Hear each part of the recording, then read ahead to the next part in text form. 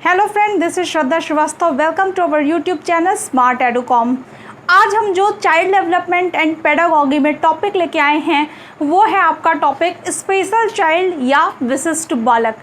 Topic शुरू करने से पहले हम आपसे एक इन्फॉर्मेशन शेयर करना चाहते हैं कि अगर आप हमारे चैनल पर नए हैं और आप किसी कॉम्पिटिटिव एग्ज़ाम की तैयारी कर रहे हैं, अगर वो टीचिंग एग्ज़ाम है तो भी, अगर वो वनडे एग्ज़ाम जैसे एसएससी हो गया, यूपीएसएससी हो गया, यूपी पुलिस हो गया, यूपीएसआई हो गया, इस तरह के एग्ज़ाम्स की प्रिपरेशन कर रहे हैं, बीईओ की तैयारी कर रहे हैं, तो आप स्मार्ट एडुकॉम के प्लेलिस्ट में जाके सब्जेक्ट वाइज वीडियोस देख सकते हैं और अपनी तैयारी कंटिन्यू कर सकते हैं। अब शुरू करते हैं अपना topic special child. Special child यानी विशिष्ट बालक। अब पहले ये जानना ज़रूरी है कि विशिष्ट बालक कैसे कहते किसे हैं। तो विशिष्ट बालक उस बालक या उस बच्चे को कहते हैं जो सामान्य बच्चों से अलग शारीरिक और मानसिक विशेषताएं लिए हुए होता है। अब वो विशेषता अच्छी भी हो सकती है, बुरी भी हो सकती है।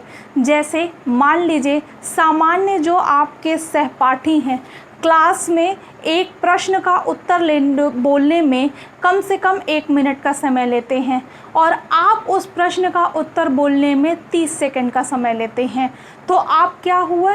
आप एक स्पेशल चाइल्ड हुए।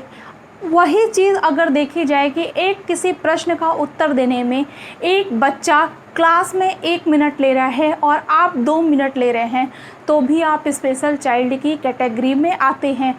पूरा आपको समझ में आ जाएगा जब हम एक एक पॉइंट आपको समझाएंगे। शुरू करते हैं। देखिए, जो सामान्य बालक हैं उसमें 7 तरह के बालक माने गए हैं मनोविज्ञान में। जैसे प्रतिभाशाली बालक। प्रतिभाशाली बालक को हम इंग्लिश में gifted child, intelligent child, superior child, बहुत सारे नाम से जानते हैं। ये क्यों कहे गए हैं? क्योंकि ये सामान्य बालकों से अधिक जल्दी काम कर लेते हैं। ये बहुत ज़्यादा इनकी आईक्यू जो लेवल होता है वो सामान्य की तुलना में हाई होता है, अधिक होता है। सृजनशील यानी क्रिएटिव चाइल्ड, ये इनके अंदर क्या होती है? कुछ ना कुछ करने की, बनाने की, खोजने की क्षमता होती है, जो सामान्य बालकों से अलग विशेषता लिए हुए है। तो ये क्या हो गए? ये भी एक क्या हो गए? विशिष्ट बालक हो गए।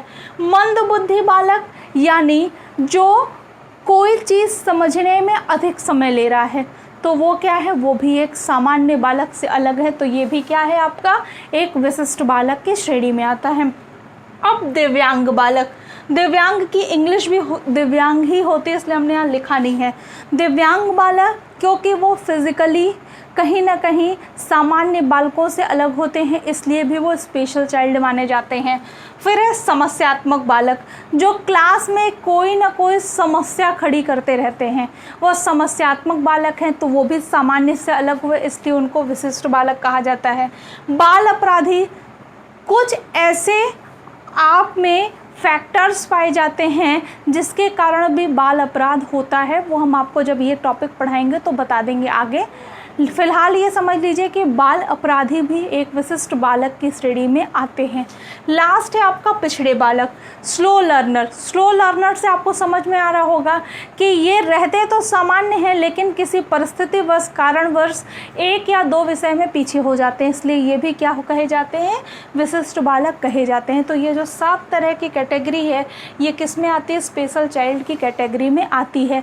चाइल्ड डेवलपमेंट एंड पेडागॉगी का ये एक इम्पॉर्टेंट टॉपिक है। इससे क्वेश्चन सीटेट में ज़रूर पूछा जाता है।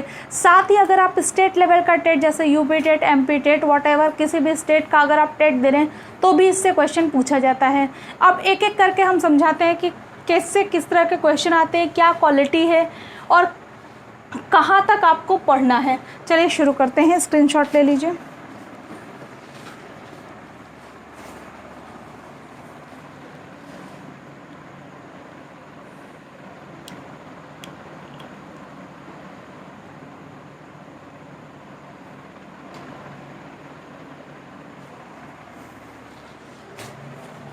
देखिए, अब हम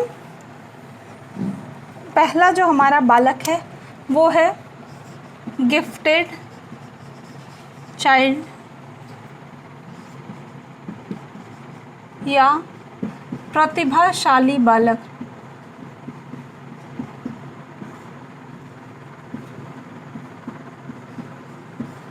पहली इनकी जो क्वालिटी या विशेषता होती है कि इनकी IQ यानी बुद्धि लब्धि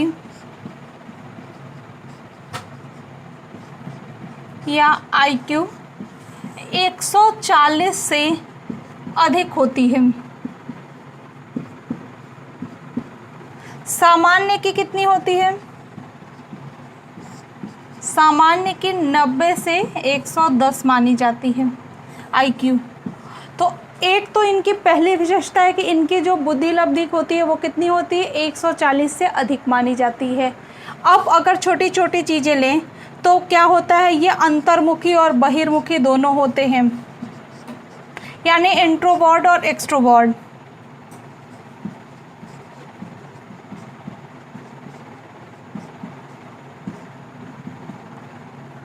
दोनों होते हैं। रुचि लेते हैं चीज़ों को सॉल्व करने में, प्रोजेक्ट मेथड का अधिक यूज़ करते हैं। ये क्वेश्चन यूपी टेट में रिपीटेडली 2 बार पूछ चुका है कि कौन से बालक प्रोजेक्ट मेथड में अधिक रुचि लेते हैं। तो प्रतिभाशाली जो बालक हैं वो प्रोजेक्ट मेथड में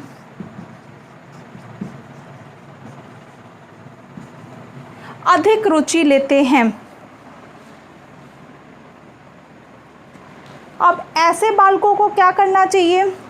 इनके लिए ये इनकी क्वालिटी है, क्वालिटी बहुत सारी है, वो आपको पता होगी कि ये बहुत ज़्यादा कार्य जल्दी पूरा कर लेते हैं और हर विषय में इनकी बराबर रुचि होती है, समय से पहले अन्य छात्रों की तुलना में कार्य कर लेते हैं। ये सारी इनकी क्या है? क्वालिटी है। अब देखें अगर हम इन्हें कैसे पढ़ाना चाहिए, तो एक टीचर के तौर पे हर एक टीचर अपने बच्चे को इक्वली ट्रीट करता है। तो टीचर के लिए क्या करना चाहिए? इनके लिए क्या करना चाहिए? अलग या विशेष कक्षा का प्रबंध करना चाहिए।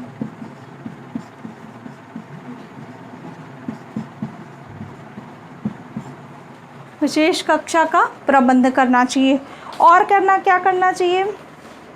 देखिए, उत्तरदायित्व भरे यानी रिस्पॉन्सिबिलिटी वाले काम, उत्तरदायित्व भरे कार्य देने चाहिए।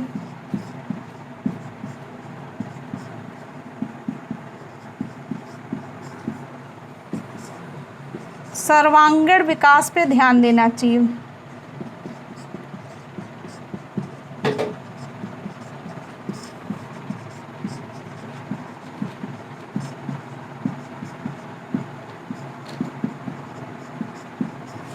देखिए, अब विशेष कक्षा यानी सामान्य बालकों की जो कक्षाएं होती हैं उससे अलग अगर आप इनको थोड़ा सा ट्रीटमेंट देंगे तो ये स्कूल के लिए भी अच्छा होता है, क्योंकि ये एक्स्ट्रा करिकुलर एक्टिविटीज़ होती हैं।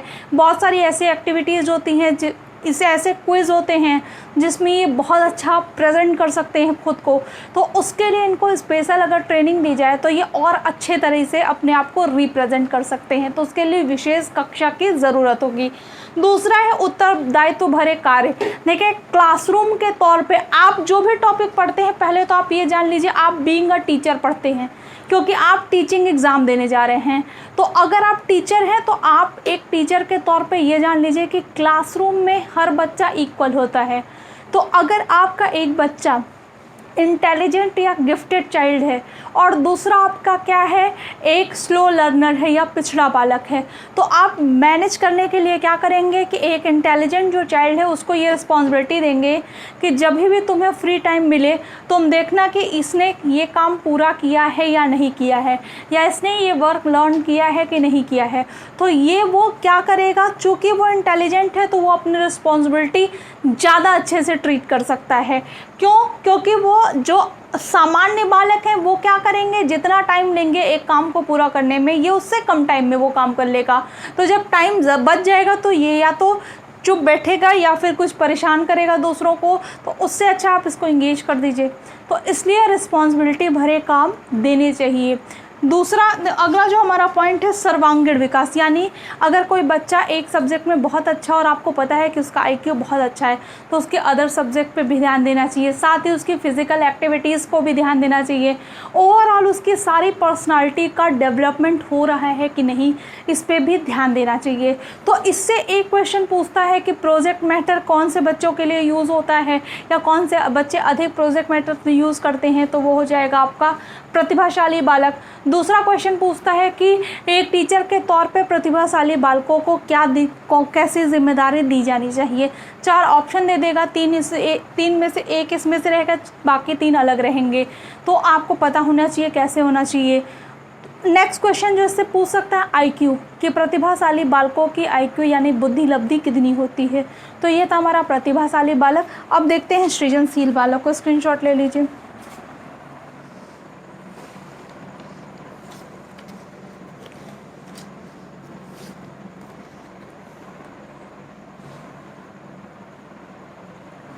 चमक रहा है।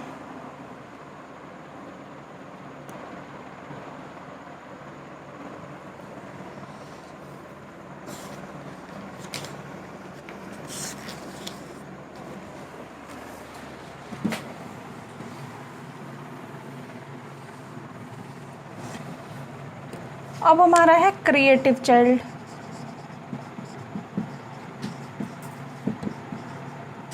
या सृजनशील बालक। ये क्या करते हैं, नवीन खोज की तरफ आकर्षित होते हैं।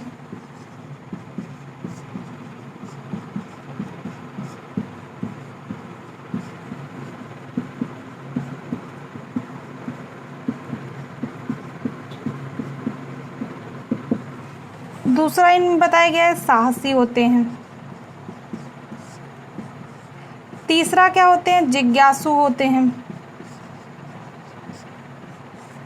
और क्या बताया गया है, और बताया गया है दूरदर्शी, दृढ़ निश्चयी, धारा प्रवाही, ये सब चीज़ें इनमें होती हैं।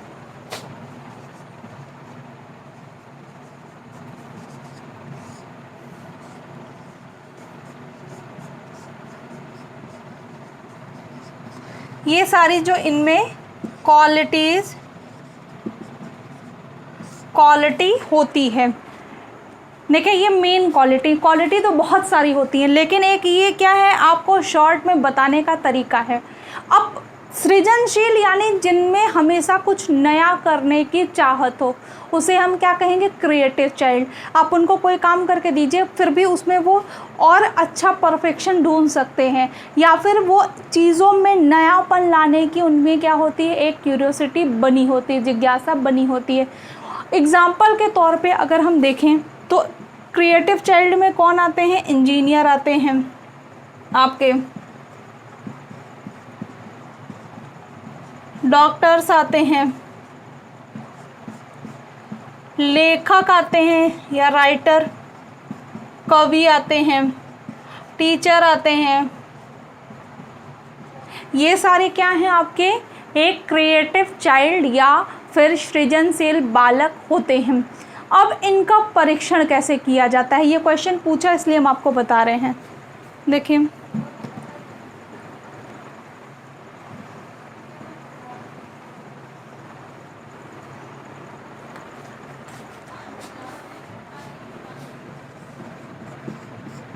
परीक्षण जो है वो किया जाता है TTCT, ठीक, ये एक परीक्षण हो गया। दूसरा आपका परीक्षण होता है चित्र पूर्ति परीक्षण।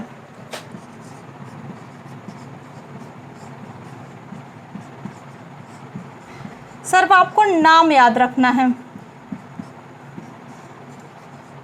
वृत्त परीक्षण।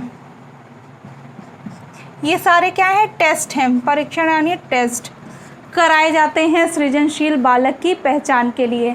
दूसरा ये क्वेश्चन भी पूछ चुका है यूपी टेट में कि क्या प्रतिभाशाली बालक सृजनशील बालक होते हैं। तो देखिए हर सृजनशील बालक प्रतिभाशाली बालक हो सकता है, लेकिन हर प्रतिभाशाली बालक सृजनशील हो ऐसा ज़रूरी नहीं है। तो ये याद रखिएगा कि हर सृजनशील या क्रिएटिव जो चाइल्ड है वो गिफ्टेड या सुपीरियर चाइल्ड हो सकता है, लेकिन हर सुपीरियर चाइल्ड क्रिएटिव हो ये ज़रूरी नहीं है। तो इससे भी क्वेश्चन इसी तरह पूछे जाते हैं कि क्या सृजनशील बालक प्रतिभाशाली होते हैं, तो हाँ। दूसरा पूछता है कि सृजनशील बालकों की पहचान के लिए कौन कौन से टेस्ट किए जाते हैं। तीसरा पूछता है कि डॉक्टर, इंजीनियर्स, टीचर्स ये सारे कैसे बालक की श्रेणी में आते हैं, तो सृजनशील बालक की श्रेणी में आते हैं। और ये सारे क्वेश्चन पूछे गए हैं। इसके आगे की क्लास कल हम कंटिन्यू करेंगे, जिसमें हम आपको बताएंगे कि मंद बुद्धि बालकों का परीक्षण कैसे किया जाता है, उनमें सुधार के क्या उपाय हैं। देखिए ये तो इंटेलिजेंट और क्रिएटिव चाइल्ड थे, तो इसमें सुधारने की ज़रूरत नहीं थी, इनको केवल एक मार्ग दिखाने की ज़रूरत थी। लेकिन जो इसके आगे के बालक आप पढ़ेंगे उनमें कमी है, तो उसके सुधार के नियम भी हैं, उसके सुधार के तरीके भी हैं, और एक टीचर के तौर पे आप क्या कर सकते हैं ये भी बताया जाएगा। तो कल की क्लास आज से कहीं ज़्यादा इम्पॉर्टेंट होने वाली है, क्योंकि मैक्सिमम क्वेश्चन उधर ही से पूछे जाते हैं। तो मिलते हैं हम इसके आगे के टॉपिक में कल। सी यू।